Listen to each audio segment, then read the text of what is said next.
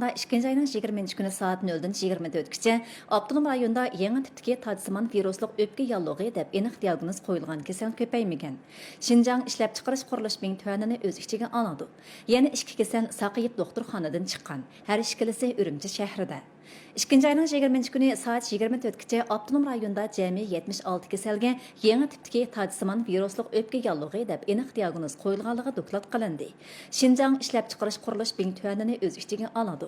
Buning 52si Abdunum rayonida, 24i Şinjan ishlab chiqarish qurilish tuanida.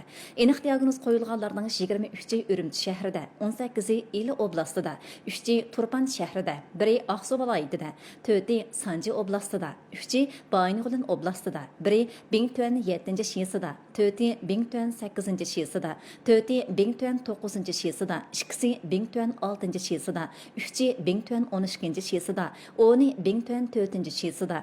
Jami 22 kasal saqayib doktorxonadan chiqdi. Biri qazo qildi. Doktorxonadan chiqqanlarning 10i Urumchi shahrida, biri Turpan shahrida, 6si Ili oblastida, biri Aqsu viloyatida, 2si Sanji oblastida, biri Bingtuan 7-shiyasida, biri Bingtuan 8-shiyasida.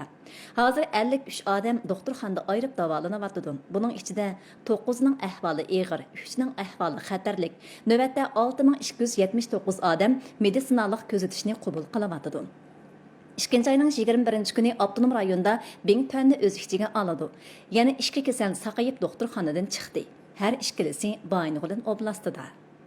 İki kasal doktorxonaga elib kelingandan keyin Abdunum rayonlik davolash qutqizish mutaxassislar guruhining ilmiy yetakchilik qilishi va bekitilgan doktorxonalarning ko'ngil qo'yib diagnoz qo'yib davolashi orqali mutaxassislar guruhi kollektiv diagnoz qo'yib baholab Davlat Sahya sog'lomlik komitetining yangi tipdagi tajsimon virusliq o'pka yallig'i deb aniq diagnoz qo'yilgan bemorni ayirib etishni bekor qilish va doktorxonadan chiqarish eng yangi o'lchamiga uyg'un deb qarag'ashqa bugun doktorxonadan chiqdi. Bek xush bo'ldim. Aldı bilan partiya va hukumatning mushundaq yaxshi siyosatiga, barliq tibbiy xodimlarning 10 necha kundan buyon olimizdan yaxshi xabar olganligiga rahmat. Ular o'zi ichirgan sut va olmani bizga quvvat bo'lsin deb berdi. Ularning biz uchun qilganlariga ko'p rahmat. Ular bizga psixik jihatda yetakchilik qilib va holimizdan yaxshi xabar olg'achqa salomatlikim asliga keldi. Yana bizga har kuni badan chiniqtirish va psixik jihatda yetakchilik qildi. Har qaysi jihatda yaxshi bo'lg'achqa salomatlikim tez asliga keldi. Bu xil dal joyida davolashda Abdunum rayonining mutaxassislar guruhi inchki yetakchilik qildi.